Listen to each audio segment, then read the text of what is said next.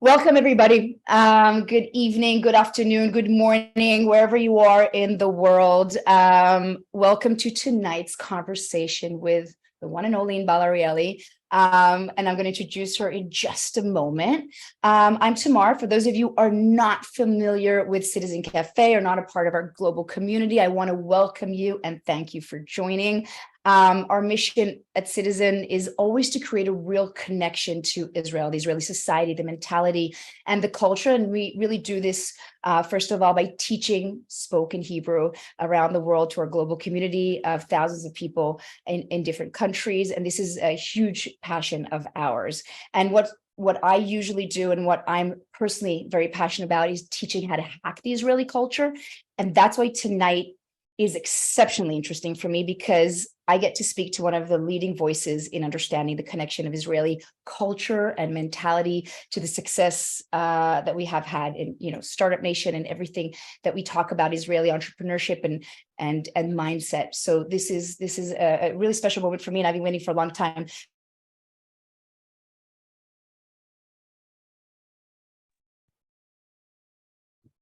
So meanwhile, Inbal, I think that Tamar is kind of stuck here. So maybe Inbal, you will introduce yourself until Tamar will get her internet. We have a bit of an issue of an internet that we knew from before, so Tamar will fix it now. But meanwhile, Inbal, you tell a little bit about yourself. Sure. So hi, everyone. Great to see you all from all these corners of the world. And Tamar is excited, and I'm excited not the less, because I've heard a lot about Citizen Cafe from people who have already taken, the courses and have joined the community. I'm Israeli, born and raised.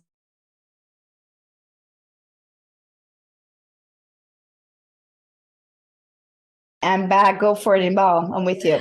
So I was just sharing a little bit of, my story, the fact that I'm born and raised here in Israel, but actually spent some of my childhood in Europe, in a variety of countries in Europe, which gave me kind of an interesting perspective on what it means to be Israeli, right? For my career, I've spent my entire career in the tech ecosystem in a variety of positions. We can talk about that later.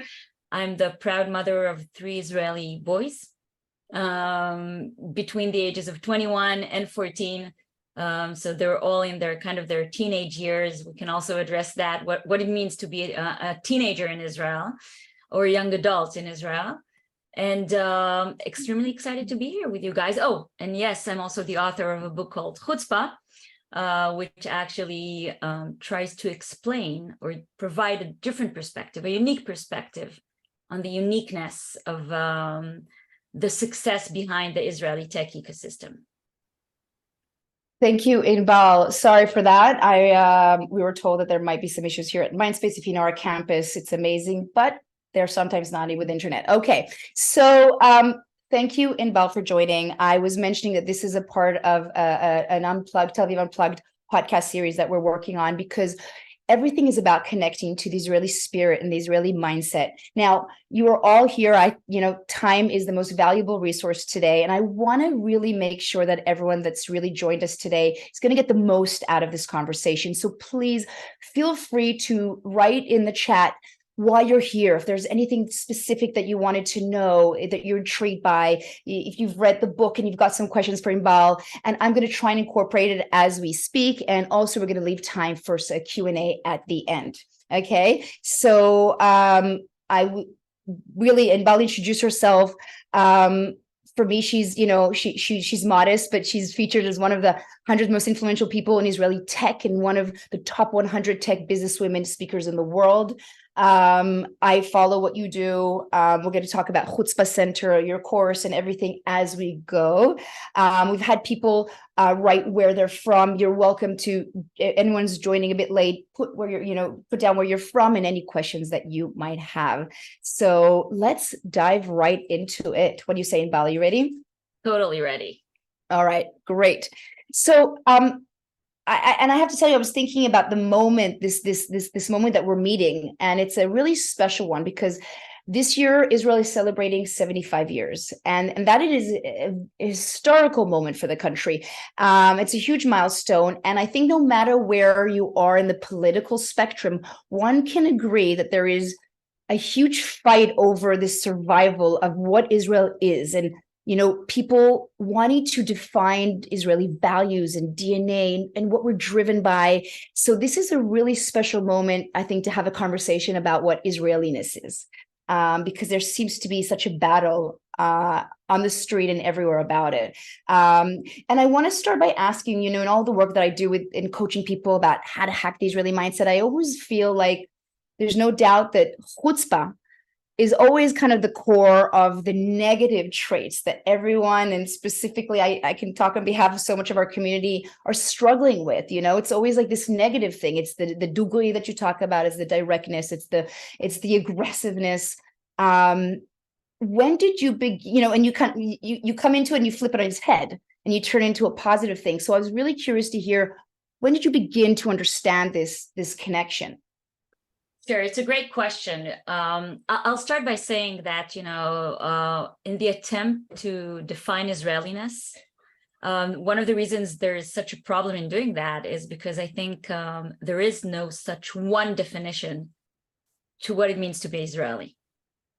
And I think this is part of what we see today in Israel is this richness of meanings of what does it mean to different individuals, their Israeliness. So that's one very important core element that we need to remember.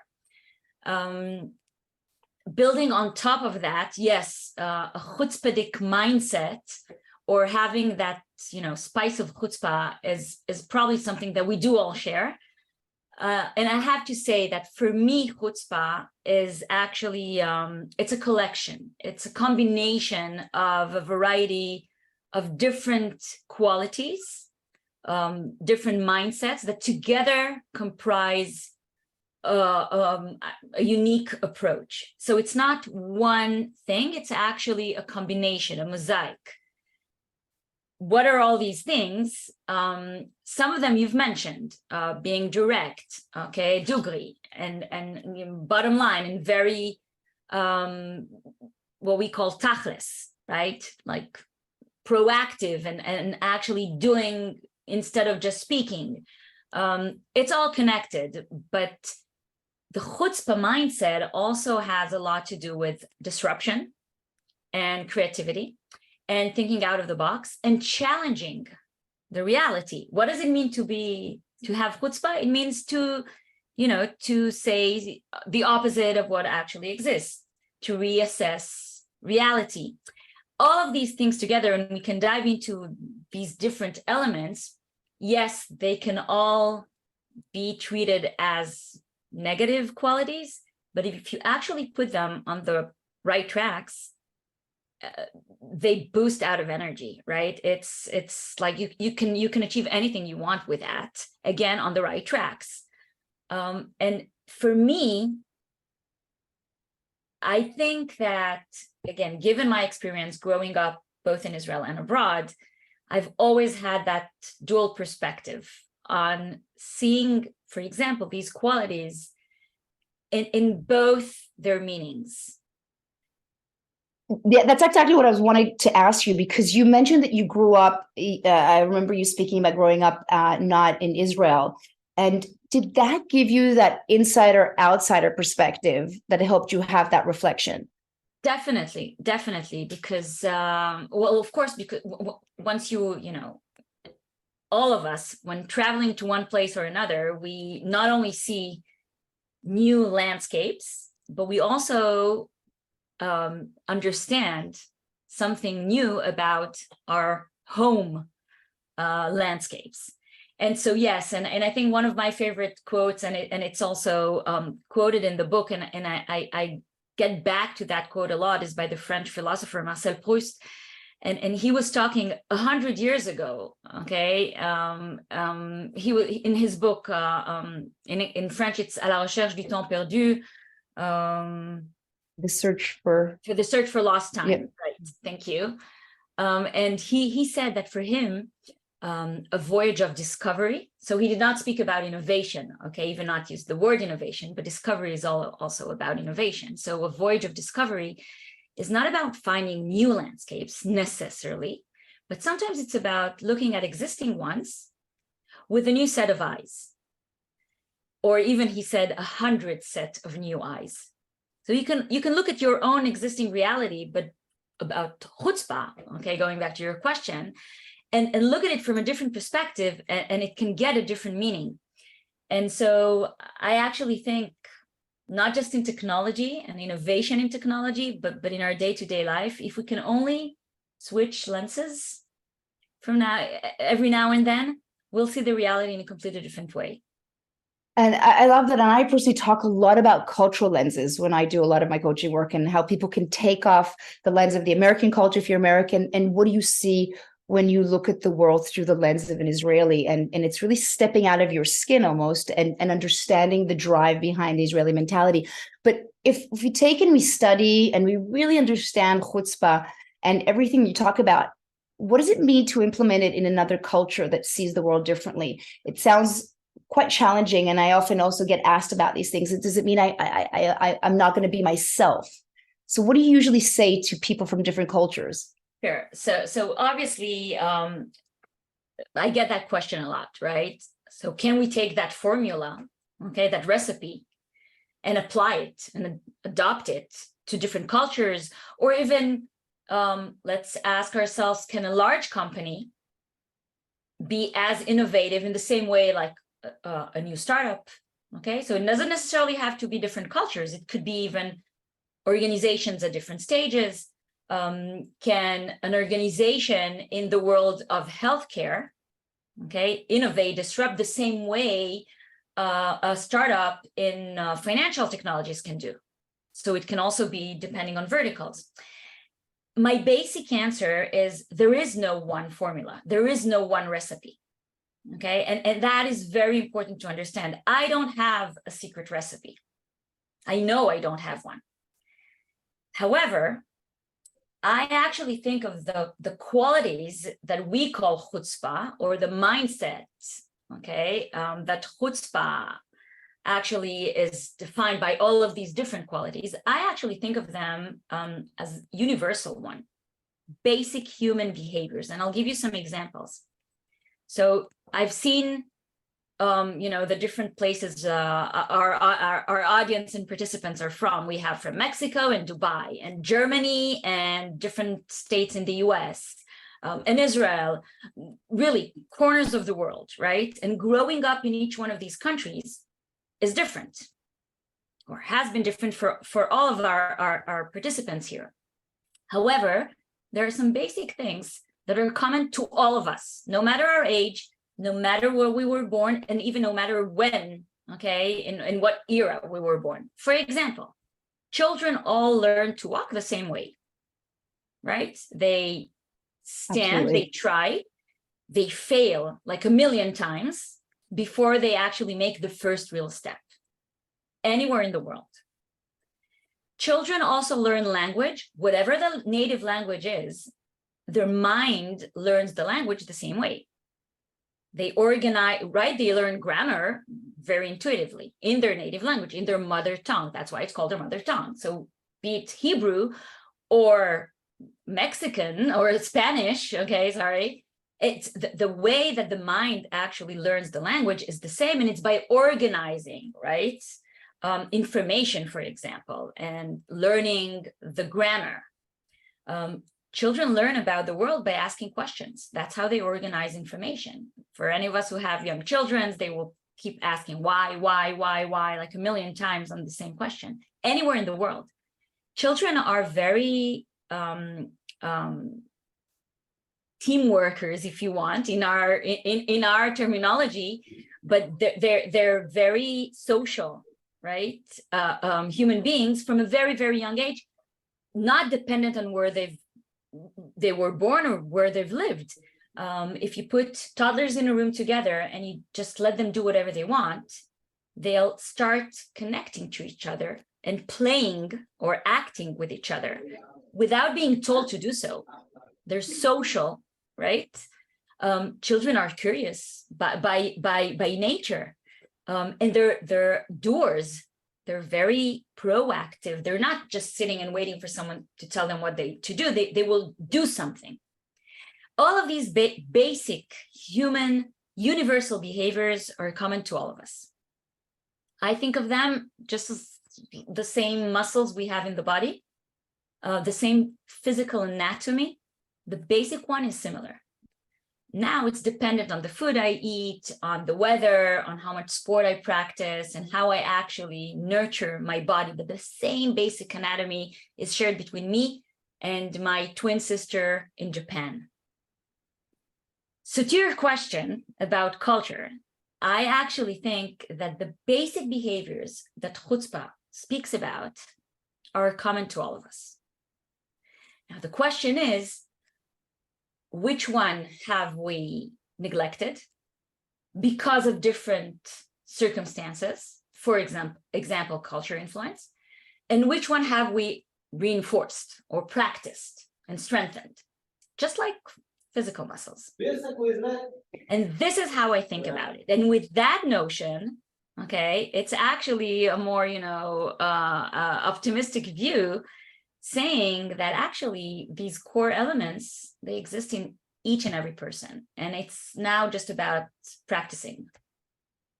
I love that. And also in your book, I want to dive deeper. We're talking about the principles of chutzpah. You really start about speaking about the discovery stage of Israeli childhood. So I want you, if you could just elaborate on that a little bit, because I have to tell you, when I read the book, I thought I went into a time machine, because, you tend to, you don't think about your childhood that often.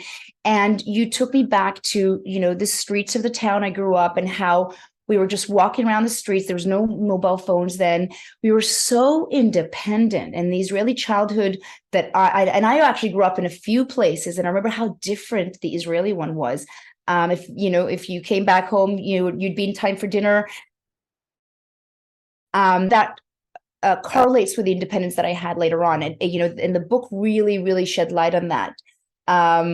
So I'd love for you to expand on that. And also, if, with the changing globalization, Israeli childhood feels like it's changing, right? My kids watch Netflix.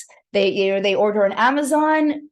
What hasn't changed, and what has changed? And what is that Israeli childhood that you talk about that's the root of everything? So a lot has changed because, we live in a different time, right?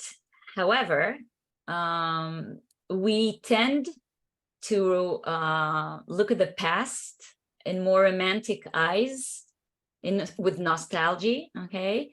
And we tend to think, that it was always better. By the way, our parents also thought that their childhood, in a sense, was easier, was simpler than ours. We think that about our kids' childhood.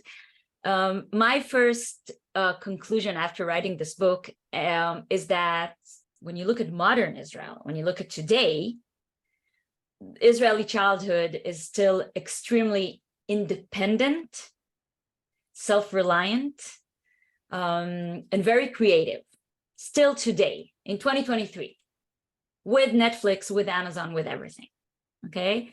So that's one important thing to say. Yes, in the book, of course, I do provide a lot of anecdotes and stories of successful Israeli entrepreneurs. They are in their 20s, 30s, 40s, 50s, and they look back at their childhood. But I have a presentation that I share all over the world, which is only visual. It's only images of today, Israel 2023, and children in Israel today. And you actually see in the images how life of children in Israel today actually correlates to what we remember, slightly different, but with the same core elements. And these core elements are first and foremost the fact that, if I have to generalize, and this is, we're generalizing here about what it means to be Israeli, what is a typical average Israeli kid. And we know that our country is very diverse and we have a lot of different communities. But overall, the streets of Israel are generally relatively safe. Crime levels in Israel are relatively low compared to other places in the world.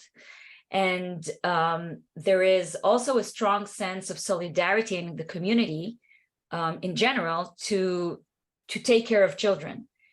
The result is that you will walk the streets of Tel Aviv, Haifa, Jerusalem, Kiryat Shmona, Beersheba, anywhere in Israel, and you'll see a lot of children at different ages, walking by themselves to school, from school, to the grocery store, to friends, playing in the playground, whatever.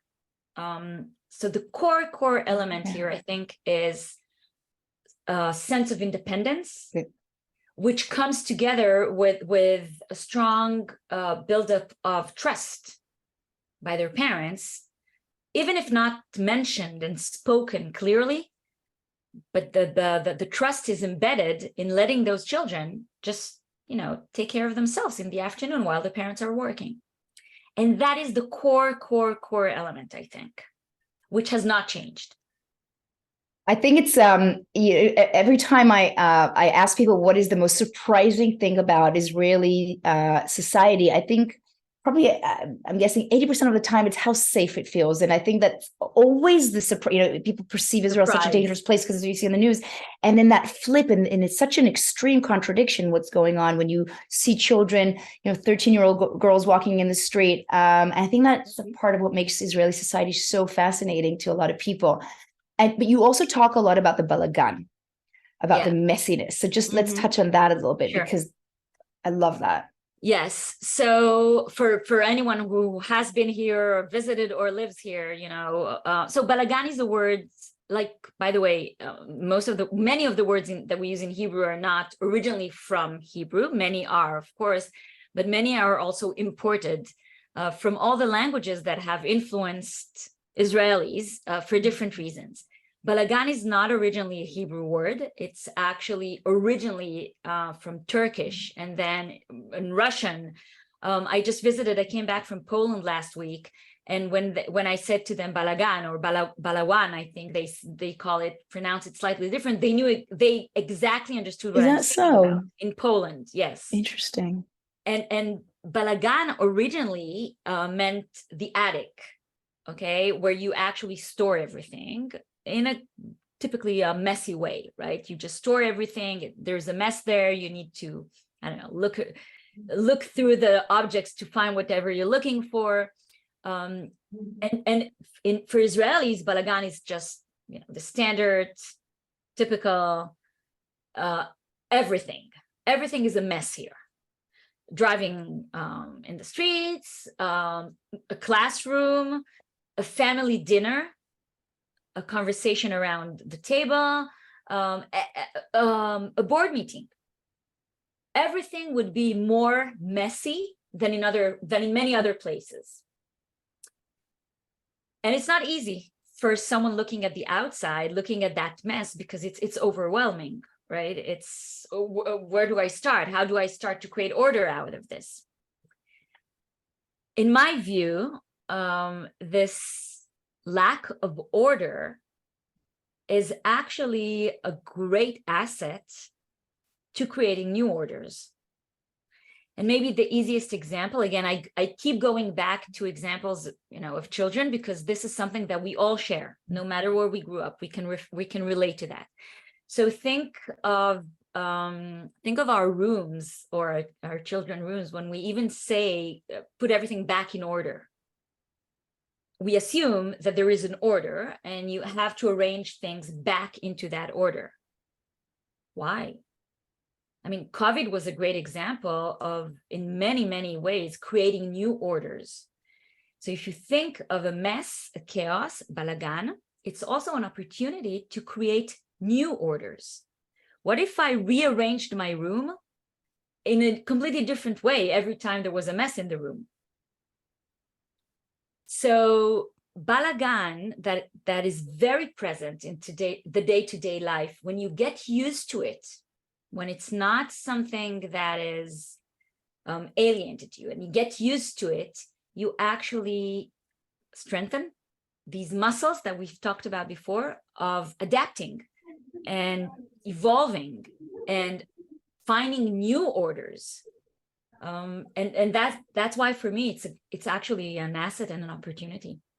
Yeah, I think that's so true. When you think about how lack of order and rules is the birthplace of opportunity. it's the birthplace of everything that's creative. It makes you, and this always, triggers all the traits that people tend to find overwhelming about Israelis, right? When like there's a lack of hierarchy, I don't understand the structure, the informality. Why don't they know that this is how you should dress? There's just no how to with Israeli, but this is where people, when they go into that mindset, that's when I find that they really manage to immerse.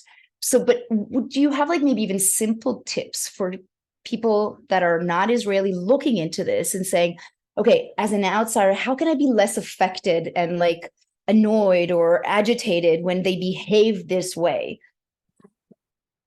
I completely understand why it's overwhelming. I want to say that. I want to start by saying that why it's loud, not even if it's not loud by volume, which sometimes it's also that. It's just overwhelming, and I completely understand that.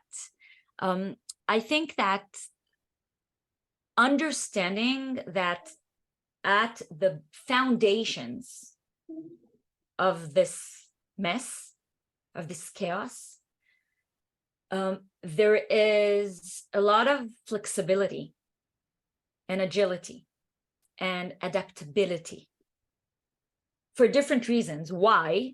But it exists.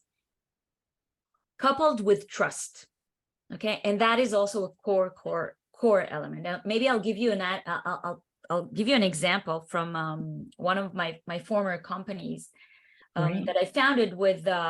We were 2 Israeli partners and 2, in this case, American partners, and we founded a company together. And at one of the first, retreats that we did together as a team, we had a lot of strategy brainstorming meetings at the very early stage of a startup where nothing is clear, and that is how it is. And I remember after one of these sessions, one of my American partners took me to the side and asked me, hey, listen, what's going on? Why are you and the other Israeli partner, why do you keep arguing and fighting almost? And I said, what do you mean? This was a great brainstorming session. There were so many ideas brought to the table, and we discussed everything, and we thought it through, and we even improved them. And we were really looking, in a sense, we were looking at the same situation in completely different eyes. And then I told him, listen, we're not fighting at all. And we're not even arguing. We're actually holding a conversation which is based on what seems like a conflict, but only because we feel that it actually improves the end solution, and it's based on trust. We trust each other. We have full trust in this process, and we're not afraid to confront each other. We don't need to agree. It's actually instrumental in a sense. There's no need for sugarcoating, right? There's no need for sugarcoating, and the disagreement is actually part of the process to improve, to reach an agreement which is better than what we could have reached before. And then I told him, and hey, listen, we had on the agenda a brainstorm session. This is a storm. This is what is supposed to be. Have you ever seen a pleasant storm? And I think it clicked that moment for him, but it also clicked to me that he was intimidated by the conversation. So for those who are not Israelis, I would say when you find yourself in such a situation, remember that 99% of these situations are built on trust, on a common goal, and the disagreement or the mess, or even breaking into each other's words, is part of that energy and passion and devotion, and common goal that the team, whomever that team is trying to achieve. Yeah, I love that story. And I hear so many Israelis working overseas, international environments, coping with the opposite problem, saying I don't know what they're saying, right? Like the Israelis are so frustrated when they go overseas because they can't seem to understand the brainstorming. It's like, everyone always laughs at, how you have someone could be British or American saying, disagreeing by saying, That's a great idea, but you know, the classic. So Israelis are so raw and so authentic, and I'm here and I'm seeing comments how people are saying that this is really, really resonating, and that's fantastic. I want to actually go into a little bit of personal space about being Israeli, because this is kind of where I always like to go and try and bring the most authentic and real conversation about Israeli culture without sugarcoating it. And I always feel like Israelis have this inner conflict within themselves about being Israeli. And I think it's something that I always try to put on the table, and a lot of non-native Israelis don't always understand it. And it's the side of being sometimes really proud, and is huge feeling of pride, and sometimes feeling very frustrated. And I was wondering, as an Israeli that travels the world, that's so worldly, what frustrates you about being Israeli, Israeliness, whatever you want to call it? And was there a moment that you even felt maybe even ashamed of being Israeli? Wow.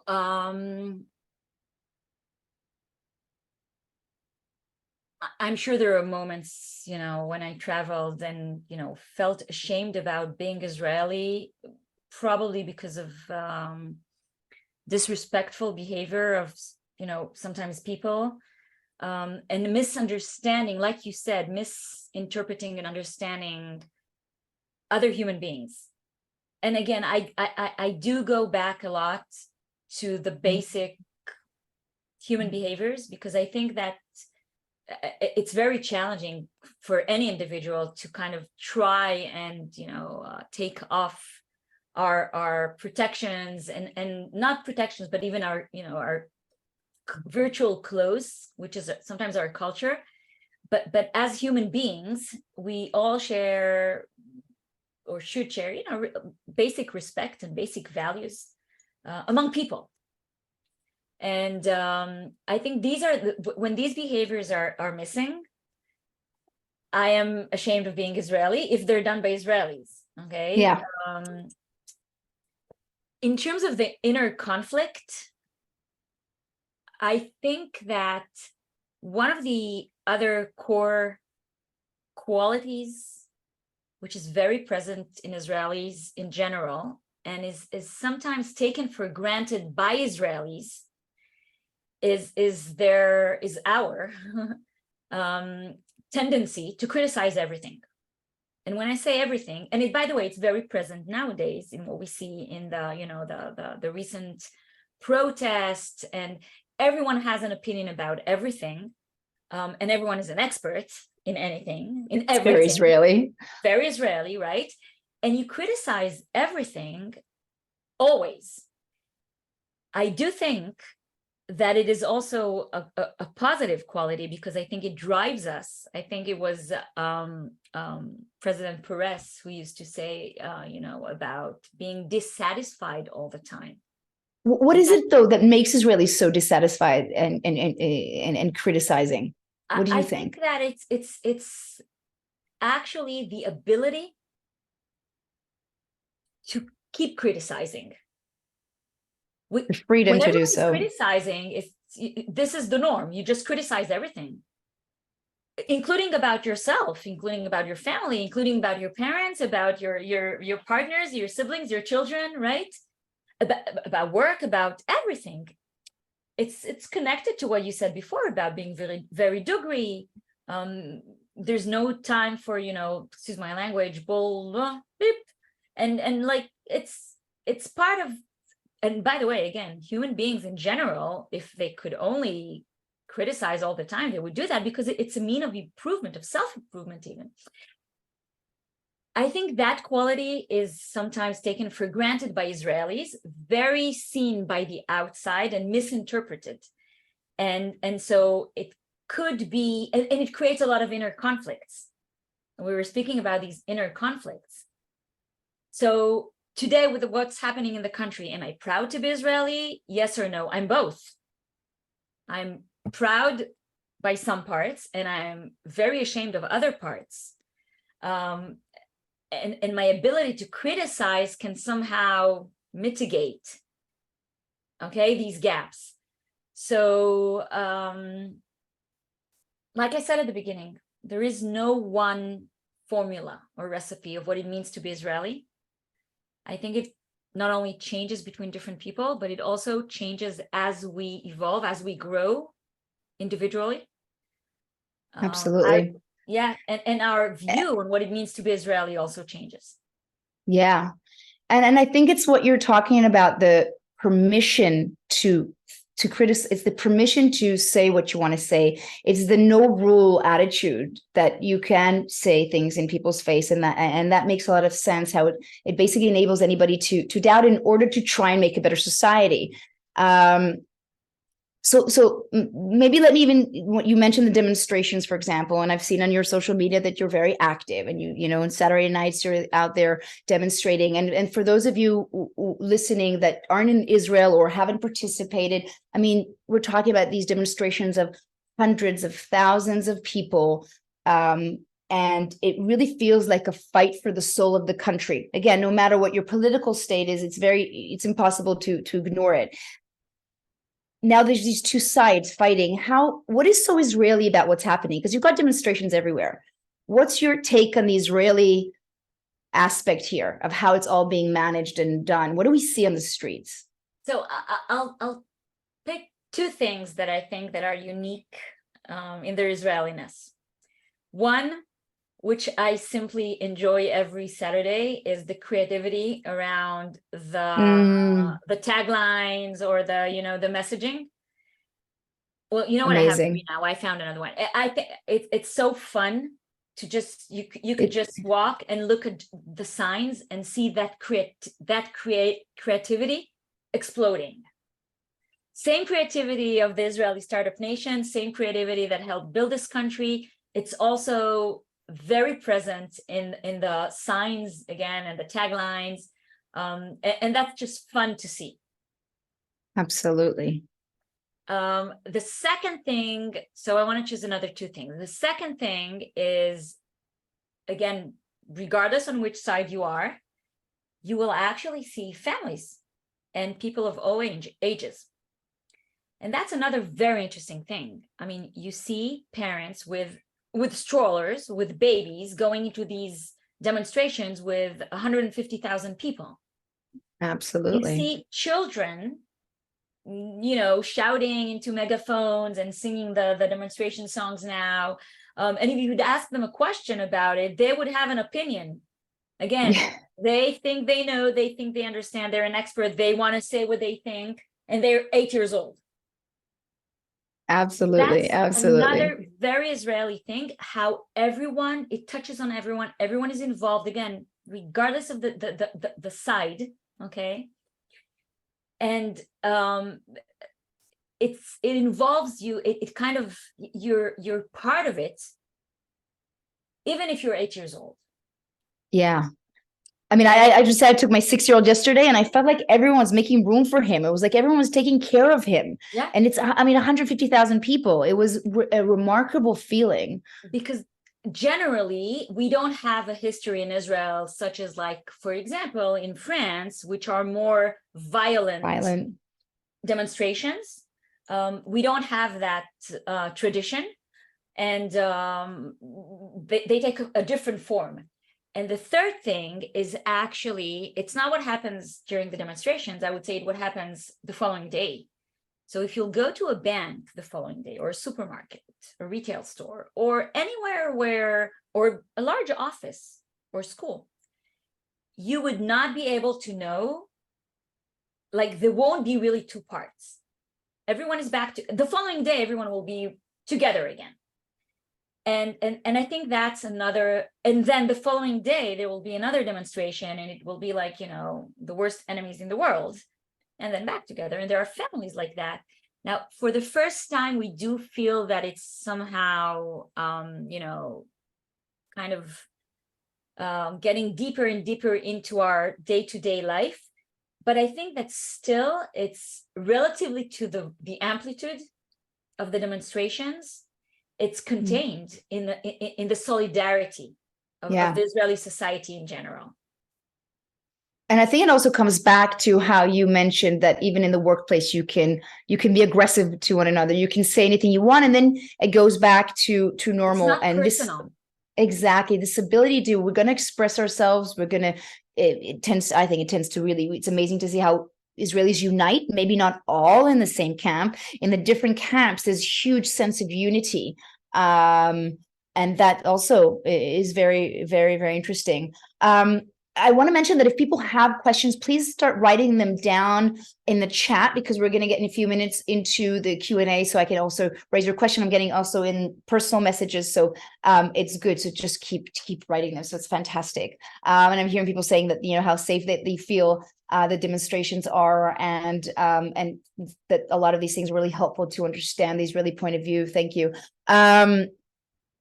I want to go into something a little bit more practical, and kind of before we go into other questions. You do a lot of the comparison between the business world with the military special forces. Mm-hmm. And I find this comparison very interesting, and how the mindset of the special forces can really be applied to innovative growth businesses. Maybe if you can share some practical principles that we can learn from that, that organizations can take. Okay, but in order to, definitely yes, but in order to do that, we need to first agree on, for a second, changing what we have in mind when we think of military or special forces, so we can speak the same language. So typically, when you think of a military organization, again, anywhere in the world, okay, including Israelis, if you ask people, what are the words, that come to mind associated with military organizations, we would think about discipline and hierarchy and uniforms, orders and commands, standards. Okay, these are the things that come to mind thinking about a military organization. The Israeli military in general, and special forces within it in particular, do not adhere to these typical principles that we think about, that we have in mind. So even if from the outside, yes, everyone's wearing a uniform, when you look closely, each uniform actually, or even the way you wear your I don't know, your weapon or your badges or whatever it is, your vest, is completely different from one soldier to the other. From the outside, yes, there is hierarchy, which is also, of course, manifested by ranks that you can actually see. But what does that hierarchy actually look like inside units is completely different than what you would expect.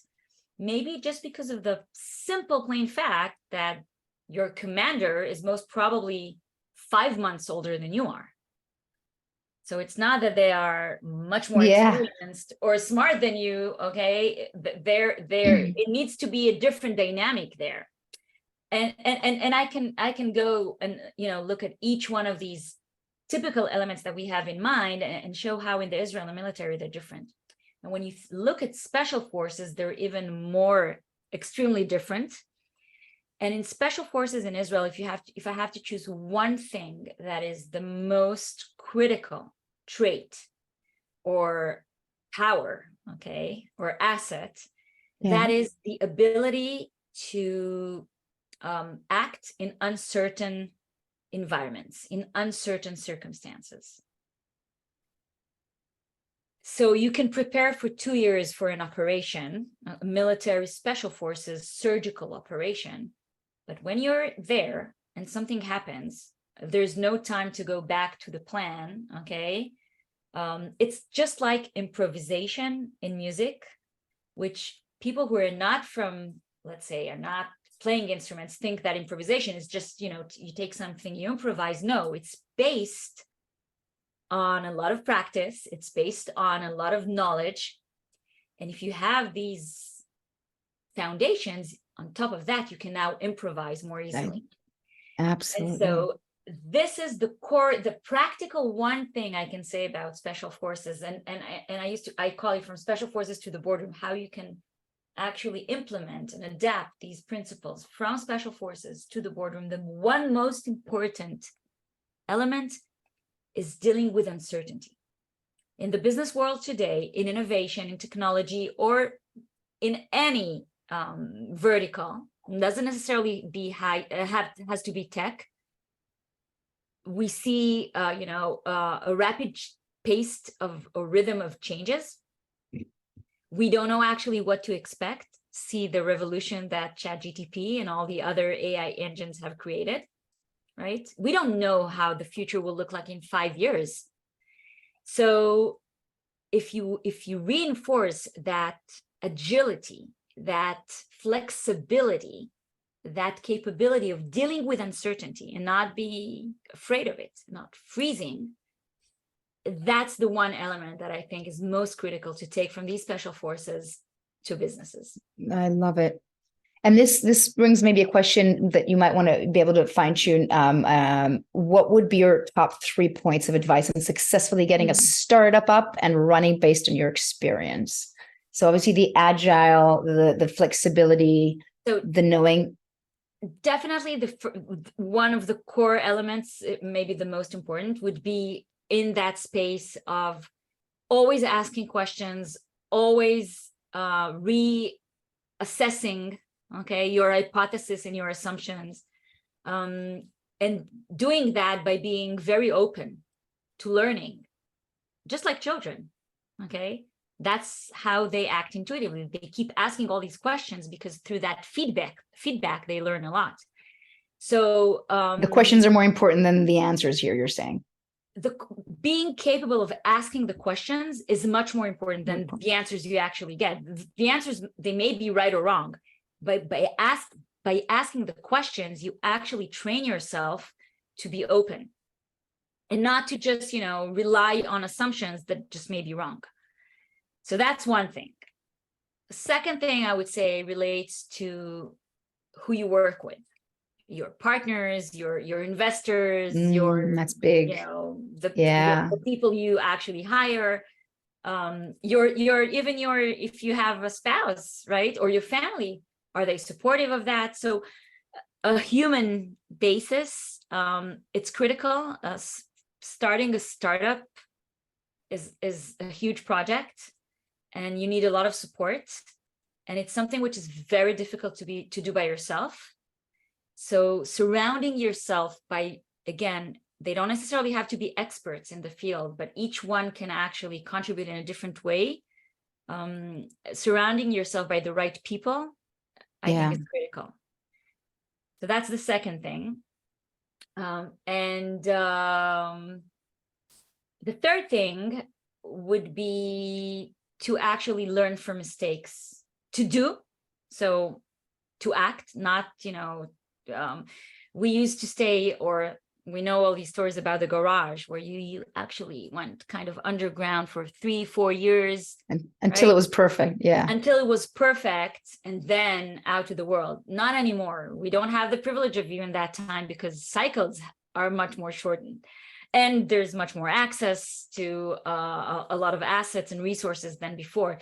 So doing and moving and being in motion, but also correcting and failing and correcting and learning. It's somehow connected to the first part, but it's a different part. It's all about this proactiveness.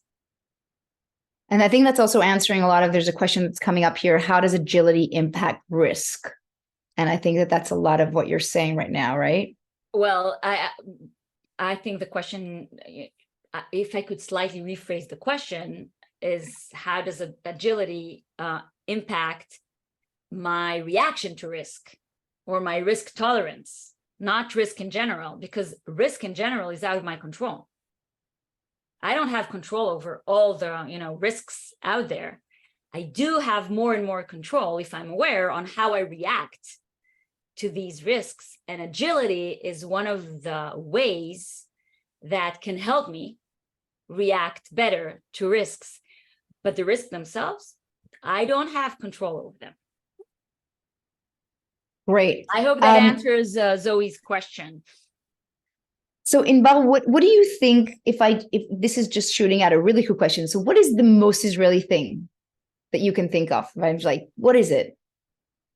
The most Israeli thing is that Except there is chutzpah. no one Israeli thing. That's the most Israeli thing. That's so true, actually. That's so true. Maybe being optimistic, if I have to choose one. Okay. Interesting that you see Israelis as optimistic. Oh, yes. Criticizing, cynical, but optimistic. Otherwise, we wouldn't have been here. We wouldn't have survived even those past 70 years. The last chapter in my book, in chutzpah, is titled Yeh Beseder, which most Israelis, just like chutzpah, hate that expression. So Yeh Beseder means everything will be okay. And generally speaking, you will say that to most Israelis, they don't like that expression, although everyone uses it for everything. But I think it's because of, again, a very superficial view on what we mean when we say Yeh Beseder. When we say Yeh Beseder, it's not just, don't worry, everything will be okay. Someone will take care of everything. No, it's actually a very powerful statement saying, don't worry, everything will be okay. How? I don't know. I don't know. I'll adapt. Yeah. But we'll take care of it. And that is the Israeli optimism, in my view. Eventually, everything will be okay. We'll just have to take care of it because we have no other choice. So there's a question here. Do you think it's possible to be proactive to risk? If so, what technique might be used? So, yes. For example, let me give you a methodology that I've been using a lot, which also is driven by or inspired by actually Israeli Air Force. So in the culture of the Israeli Air Force, there is a culture of debriefs, debriefing each and every single operation which has taken for real, so a real operation, or an exercise, a maneuver that has been, done for training. But every single one is always debriefed immediately after it occurred. And the way it is actually debriefed, so the methodology of debriefing of the Israeli Air Force is one which could be learned and is actually learned for business organizations and for individuals on how to actually learn from mistakes for the sake of mitigating risks in the future. Again, the book has a full chapter about it, and online you can find a lot of information on what are the methods. It's actually very methodological. There's a process to it that one can learn. Yeah, and it all sits really on the take of Israelis looking at failure so different to other cultures, where not trying is failure in Israel, as opposed to so many cultures that fear that failure, and that's that opens up to a whole different mind shift. Right. I have a question here. Does Inbal have any blueprint for non-Israelis to acquire chutzpah? Mm-hmm. So thank you for the question. Chutzpah 101. Let's do it. Tell them about it. So when I wrote the book was published in English by HarperCollins. By the way, I have to give the entire credit for the title, Chutzpah, to my non-Israeli, non-related to the Israeli community or Jewish community editor, who actually said, this is chutzpah. Mm-hmm. What was the original title? Well, there were different working titles. Interesting. Actually, one of the working titles I had, just because I know your audience is also interested in Israeli culture. So when we were children, there was a book in Hebrew, actually an album called Zra'im Shel Mastik, Seeds of Chewing Gum. And the story was about a tree of chewing gums. And how, these kids, they planted chewing gums, hoping that they would have a tree of chewing gum. So Zra'im Shel Mastik, Seeds of Chewing Gum, was a very famous book when I was a child. Originally, the working title of this book was Seeds of Entrepreneurship. Because in my view, it was the same thing. It was seeding them into, Oh, yeah. tree of entrepreneurship and innovation. But in the publishing business, the title is actually the last thing that you decide on together with the publisher. And when when HarperCollins came with chutzpah, just like you started our conversation, I was actually not so sure that I wanted to associate myself with something so negative. Negative, yeah. I'm not rude. I'm not a rude person, and I don't think of myself as a rude person. And we had this conversation. And then Jack Ma from Alibaba, the founder of Alibaba, came to Israel. It was at the inauguration of the Paris Center for Peace and Innovation. And I was there, and he said on stage, this is my second visit to Israel. And on my first visit, I learned two things. One, the importance of innovation. And he gave an entire, speech about the importance of innovation. And the second, he said, is chutzpah, dare to challenge. Those are his words on stage. And when he said that, it clicked to me that people from the outside actually see chutzpah in a more positive way than we think of it. And I immediately emailed the publisher and said, chutzpah it is. And you probably cannot see behind me are all the different languages. Yeah, how many languages has it been translated to? So it has already been translated to 8 languages. And it's coming out next month in Portuguese in Brazil. And the biggest surprise maybe, and it may be relevant maybe to someone, because I saw we have someone from Dubai here, which of course I know everyone is of course English readers and everyone reads English in our audience here. But to have it in different languages means more than just, of course, the capability of reading it. And my biggest dream was for the book to be translated into Arabic. Arabic, wow. And it's coming out by the end of 2023 in the UAE. It was bought by a UAE publisher in Arabic. Fantastic. I mean, it shows the interest. I think that's the fascinating part, that people really want to understand. I think, because they're struggling with it. And on the other hand, and I'm always seeing it, that they're inspired by this Israeliness. There's aspects where you kind of admire. And how can I take that and leverage it? And how does that become my opportunity? And how do I stop getting agitated and overwhelmed with the behavior? Because it's always the flip side of the same coin. Right. So with your permission, though, I want to complete the question that we had about practical tools, right? And just say that after I wrote the book, which is a business book about Israeli childhood and relatively inspirational, and philosophical in a sense, I kept getting these questions. Okay, but tachlis, what do I do? How do I train these muscles? And how can I translate that from a more inspirational meta level into something practical in my day-to-day? And that inspired me to actually go online with this chutzpah one-on-one course. And with your permission, Tamar, I'm just sharing now to your entire community a discounted code for the course, which is actually a very practical, course about how to actually foster these core capabilities that we've talked about.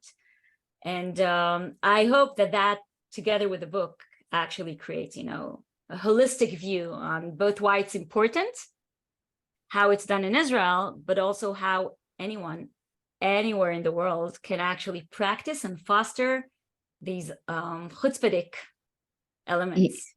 Yeah, which are really the soft skills that you claim to be the soft skills of the future. And you do a lot of talks about that, which I think a lot of people are very intrigued, because on one hand, Israelis have this crazy way of working, but there's a result. It shows. So what are these soft skills that you can tap into and open up? I love how you talk about recruitment, how you interview.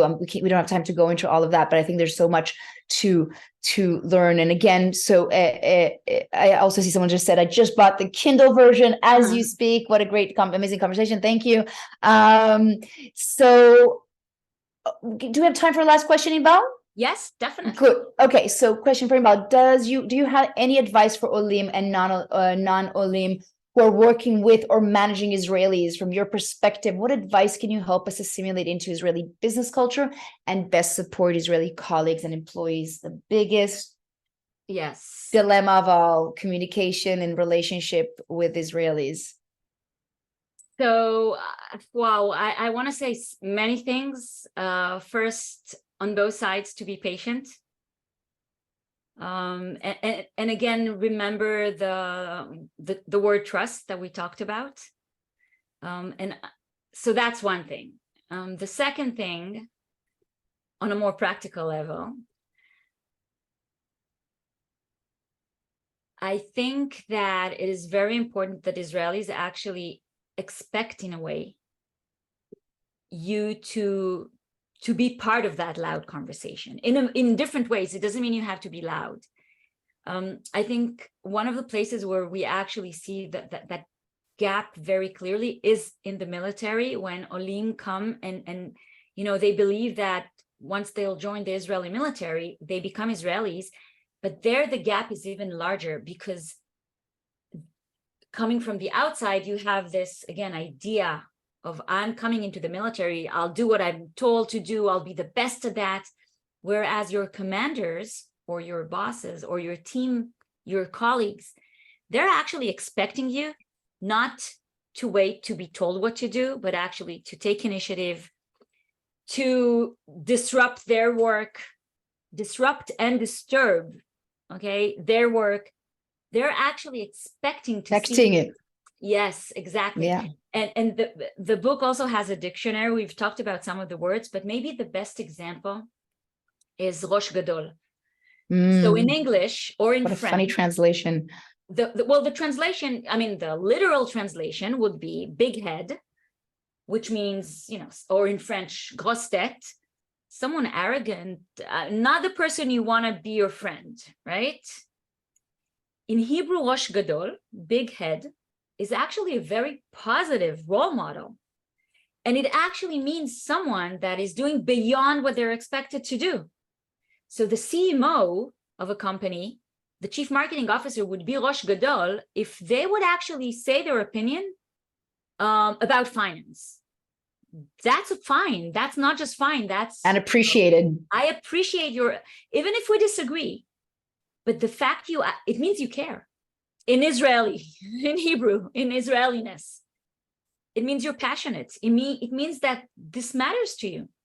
So again, my tip would be to try and be part of that. And I acknowledge that it's not easy, and it's overwhelming, it's loud, it's threatening. The more you try that with Israelis, the more you understand that it's okay, and because you won't be hurt.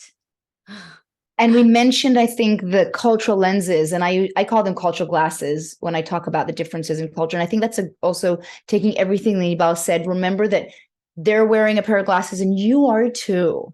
And, you can ask yourself in situations, how am I translating through my American culture? And then just like Inbal was saying, but an Israeli lens to the world would see this as respectful. So to be able to step out of your own skin and realizing that they're translating it differently is a huge help, because it takes you out of the emotional frustration and fear and going, they're just seeing it differently. And so I think the cultural lenses that we're talking about really help. And maybe one last thing, we don't really think we know everything. So the fact that it seems like everyone knows everything about everything, we don't really think that. It's just, we were brought as children to say our opinion, and saying an opinion is just the beginning point.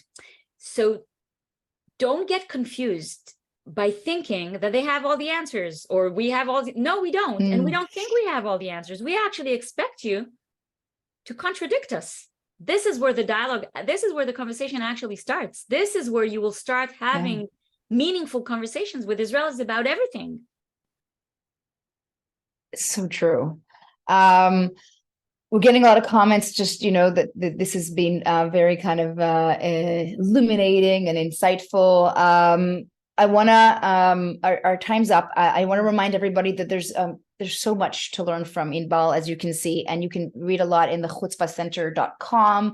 And she's got her course that she's giving a kind, amazing discount to anybody who's interested. We're going to send an email out tomorrow so you can have the discount code.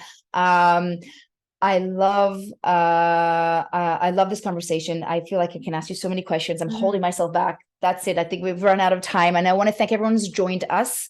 I can see Israelis even commenting. So this is really, I love when Israelis come to talk about Israelis. So I think that's fantastic. And thank you, Inbal. I think we're all feeling kind of your wisdom, insights. I think things, they have to sink to a lot of people, and then you'll see it actually in practical life. So hopefully this is not just about, oh, this is interesting and informative. I always say, I hope it will be transformative to a lot of you.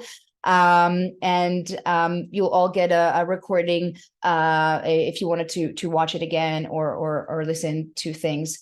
Thank you to everybody. Thank you, Inbal. I want to wish everyone a fantastic evening, and I look forward to seeing those of you that are with us at Citizen Class or in other events, and in our upcoming episodes of Tel Aviv Unplugged. Thank you to everybody. Thank you, Tamar. Thank you so much. Thank you, Inbal. Thank you so much. All the best. Bye bye. Laila tov. Laila tov, Inbal.